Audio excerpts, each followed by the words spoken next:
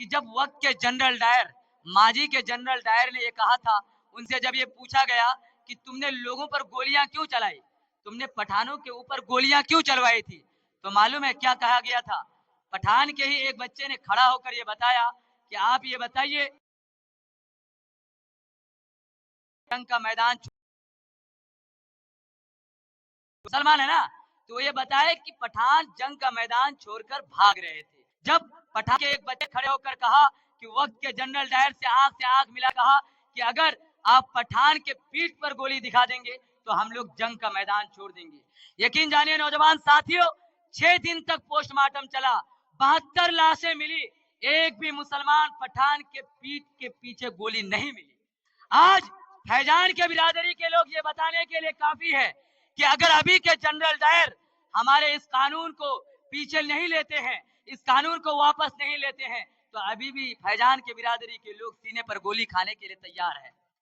उठ शेर जवानों, जोश में आओ, अब तामीर खिलाफत पैदा कर, फिरके फिरके क्यों करता है, एक जमात पैदा कर। आप शेरशाहवादी हैं, आप बरेली हैं, आप देवबंदी हैं, ये काफी नहीं है, आपको टारगेट में आने के लिए मुसलमान काफी है। इसलिए अब एक जमात होकर आपको लड़ने की जरूरत है। हमारे जो प्रशासन के भाई हैं वो ये समझ रहे हैं कि वो हमारे दुश्मन नहीं है, वो भी हमारे भाई हैं।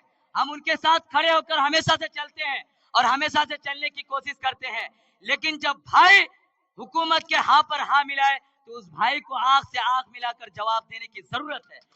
वो क्या कहते हैं कि प्रशासन से यहाँ के लोग डर जाएंगे। यहाँ पर जिम्मेदारान लोग खड़े हैं, बैठे हुए हैं। सबसे पहले अगर जेल किसी को जाने की जरूरत पड़ेगी, आप पीछे हो जाइएगा, ये लोग आगे आएंगे और ये लोग जेल भरो आंदोलन करेंगे।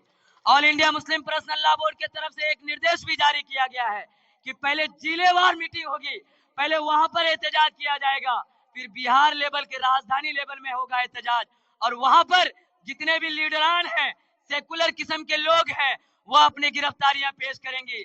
सरकार को ये मानने पर हम लोग मजबूर करेंगे कि आप ये ना समझिए कि जिस तरीके से मुसलमानों को आप डरा देते हैं, वक्त के नाम पर बिल्कुल भी हमारे लोग डरने वाले नहीं है।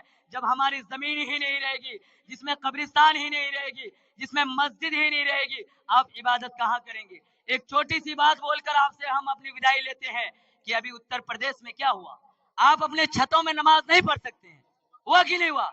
आपके अपना घर, उसमें आप नमाज नहीं पढ़ सकते हैं। अभी एक सर्वे हुआ, 1.5 लाख एकड़ जमीन में मस्जिद है, लगभग 1.5 लाख एकड़ में कब्रिस्तान है, 3 लाख एकड़ तो आपका कब्रिस्तान का और मस्जिद का जो जमीन है ये डायरेक्ट कलेक्ट्रेट के बाद में जा रहा है। आपके मरने के बाद भी इजाजत जब प्रशासन से लेना पड़े, ऐसा जी करके क्या फायदा? हम शहादत की मौत मरना पसंद करेंगे, लेकिन इस कानून को वापस आपको लेना पड़ेगा। नौजवानों, आपको यह बताने की जरूरत है कि इनकलाब एक दिन में नहीं आता है, लेकिन इनकलाब आने के लिए एक दिन से शुरुआत जरूर करनी पड़ती है। अभी असद इकबाल भाई एक जोशीला तकरीर करके गए। हम सभी जोशीले साथियों से कहना चाहेंगे, इनकलाबी साथियों से कहना चाहेंगे, मेरे बुजुर्गों, अब हमारी बारी है, कल क्रिश्चियन की बारी है। कितना झूठ बोला गया, कहा गया कि आपके पास 6 लाख एकड़ जमीन है, ओरिजिनल में कितना है? 9.5 लाख, वही 3.5 लाख एकड़ चोरी कर लिया गया। और आपको एक कीमती बात बता दें, मुंबई में जो सबसे बड़ी बिल्डिंग है, किसका है बिल्डिंग? सबसे बड़ी बिल्डिंग वो चोरे है ना, वो चोरे है ना भाई। उसकी जो सबसे बड़ी बिल्डिंग है वो किसके जमीन पर है? और वक्त की जमीन किसकी है? मुसलमानों के जमीन पर बसने वालों, जरा शर्म करो कि अडानी और अंबानी को जमीन देने के लिए ये योगी हुकूमत और मोदी हुकूमत तुली हुई है। ये सिर्फ आज मुसलमानों की बारी है, कल क्रिश्चियनों की बारी आएगी, एक दिन तो हिंदुओं की भी बारी आने वाली है। हिंदू लोग ये ना समझे कि आपकी जमीनें नहीं जाएगी। आज सबसे पहले अगर किसी से सबसे पहले छीनी गई तो वो दलित भाइयों से कलम छीनी गई।